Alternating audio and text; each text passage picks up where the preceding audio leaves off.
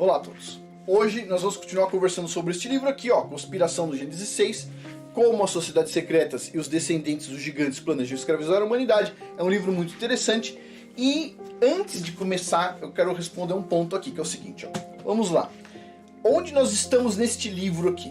O que tem pela frente? Então a gente vai estar falando hoje sobre os reis de Camelot, certo?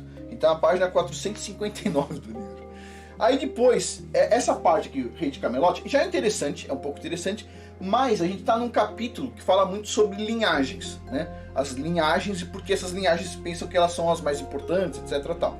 Então a gente ainda tem alguns poucos capítulos pela frente sobre esta parte de linhagem. A gente vai ter agora os reis de Camelot, depois os merovíndios, depois os troianos, depois a casa de Stuart, depois os guardiões do anticristo. Ponto, para por aí. A gente vai entrar na parte 6, onde a gente vai falar sobre, aí começa aqui, ó, nova ordem mundial, ponto 1, depois por dentro da maçonaria, depois o grau 33 da maçonaria, depois o eixo Rothschild, Rockefeller e Morgan, depois sociedades secretas e a nova era de Atlantis, depois os Illuminati, depois o gnosticismo global, depois 1000 pontos de luz, depois vem o Rosa Cruz, depois vem o milênio da nova era, e aí depois vai para a sessão 7, depois a gente conversa sobre isso. Ou seja, a próxima sessão ela vai ser muito bacana, porque a gente tem muita coisa aqui. Eu sei que esses vídeos aqui estão um pouco chatos, porque a gente tá, ó, 1, 2, 3, 4, 5, 6, 7, 8, 9, 10 vídeos já falando só sobre linhagens. Mas esse vídeo aqui já começa a ficar interessante e logo daqui 1, 2, 3, 4 vídeos a gente começa já a próxima sessão, que vai ter muita coisa boa, ok? Então assim, todo mundo um pouco de paciência aí. Não quero pular nada, porque senão depois a gente perde alguma coisa lá na frente. Então continuando aqui, vamos lá. Vou deixar o livro aqui do lado e vamos lá. Antes de começar, pessoal, estou deixando um link abaixo com desconto do curso Segredo das Ervas e Especiarias. É um curso bastante interessante, principalmente para quem não tem noção nem do que é uma erva, uma especiaria e qual é a diferença das duas, certo? E também tem a área de membros, onde tem esse curso e todos esses outros cursos aqui. Você paga $7 por mês, você consegue acessar esses 9 cursos aqui, mais esses 9 aqui, dá 18, mais 19 cursos. E todo mês tem um curso novo, certo? Quando chegar em 20 cursos, que vai ser este mês agora, talvez esse mês ainda fique com esse valor de $7. Quem tiver lá dentro da área de membros, vai continuar $7. Quem for entrar depois, daqui 2, 3 meses, vai ter um valor talvez diferente. Eu não sei exatamente quanto que a gente vai fazer isso.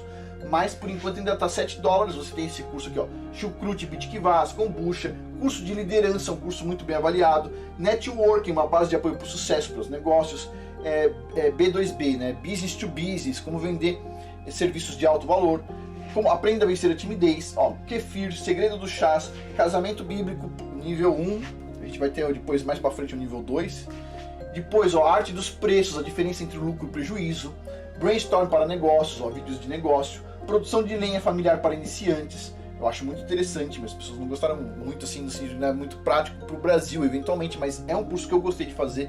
Eu acho que todo mundo deveria aprender a usar uma motosserra. Lógico, todo mundo com mais de 21 anos, algo do tipo, né? Sourdough, a arte do pão fermentar naturalmente, ervas medicinais, ó, gerenciamento de novos negócios voltado a startups, aprenda a criar curso online, muito bacana, a arte da imperfeição para o crescimento pessoal e profissional, e preparação de ervas medicinais técnicos dos povos antigos. Tem muita coisa bacana aí, custa $7 por mês, você assiste quantos cursos você conseguir, mas assim, não dá para assistir tudo de uma vez só, porque você não vai conseguir, mas você pode tentar, mas vai ser assim, difícil de entrar tudo na mente, certo? O ideal é você ir fazendo e testando as coisas. Mas vamos lá. Olha só, o pessoal tem esse trecho aqui, ó, 2 Samuel, capítulo 7, versículo 16, que justifica por que essas pessoas tentam, de qualquer forma, se vincular aos israelitas. As pessoas, vamos dizer assim, os dominadores do mundo. Mas a gente vai ver que, além de tentar se vincular aos israelitas, eles tentam se vincular aos néfilins, certo? Então vamos lá. Essa passagem bíblica, ó.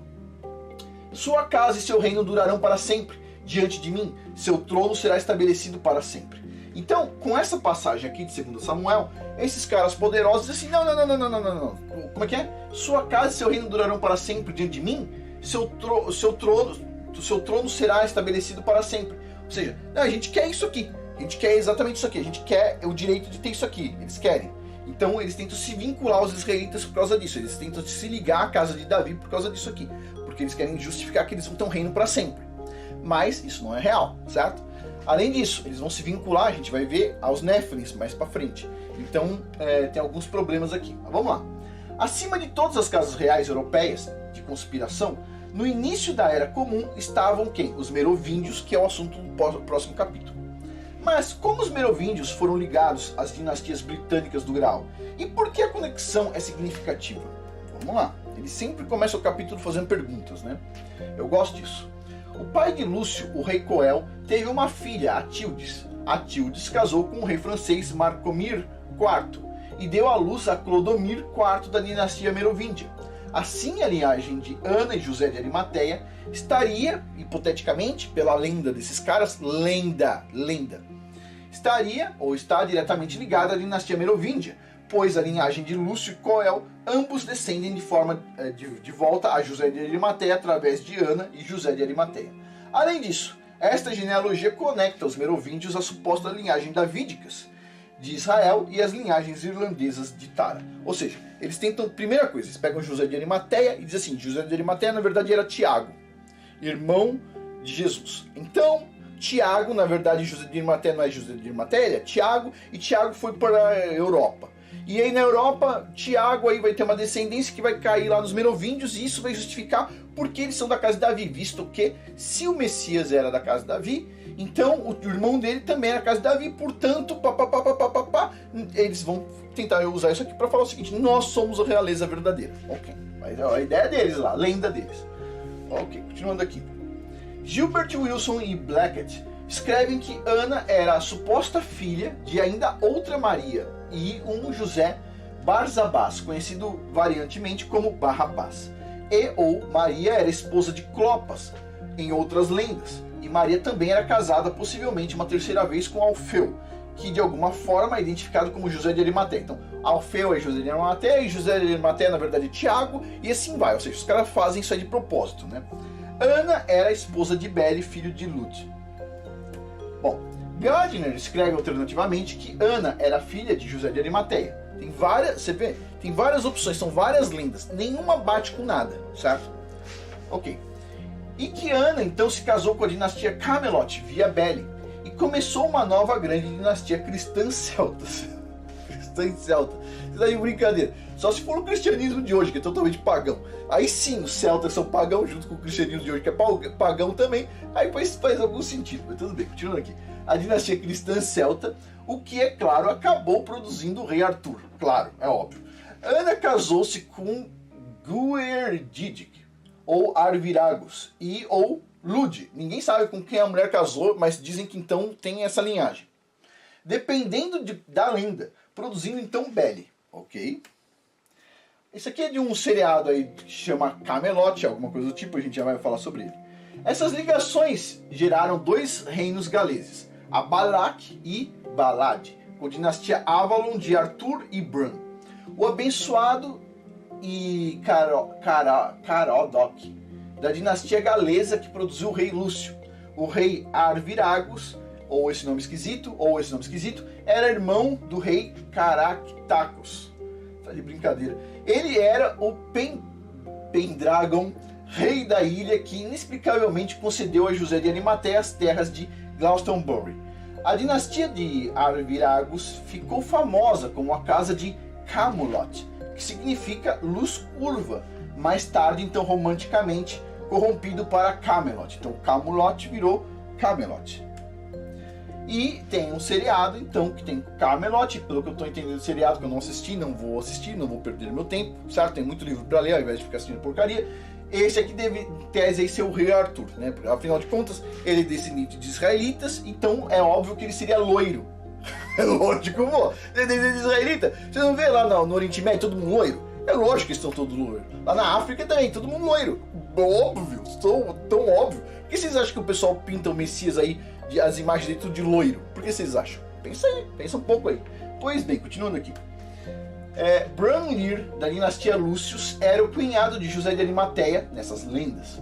Bran se tornou o primeiro rei pescador de Gales antes de Alain. Bran liderou seu clã com a ajuda dos misteriosos famílias Alain e Petros. razão pela qual Alain provavelmente herdou o título de rei pescador. Todos os cavaleiros do Graal então descendiam das famílias Bran, Alain e Petrus.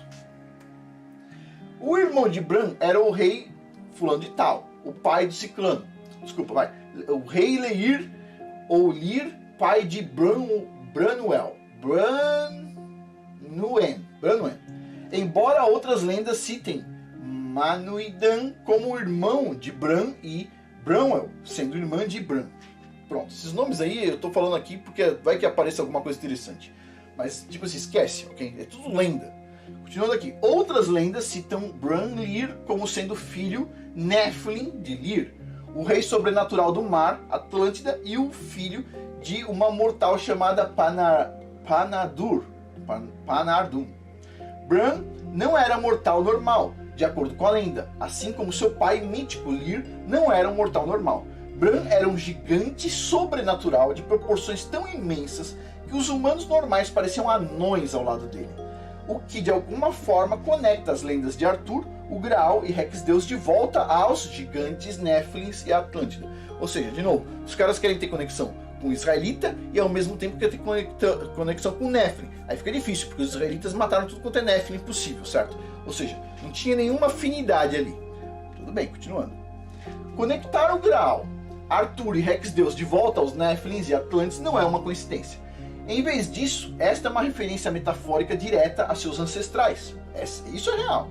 Portanto, os nomes alternativos de Bran eram Bron ou Hebron, lar dos gigantes, Anakins / Nephilim, que Israel erradicou da Terra Prometida. A casa de Leir, ou de Lir, do famoso rei Lear de Shakespeare, constituía o segundo e o terceiro ramos da realeza dinástica galesa. O nome Lir derivou do deus do mar, Lir, que a gente ouve como Poseidon. O país de Gales foi dividido em 3 reinos de Gwynedd, Dyfed e Powys, com Gwynedd sendo a terra da magia e das fadas, as quais voltarei mais tarde, vai falar sobre o assunto.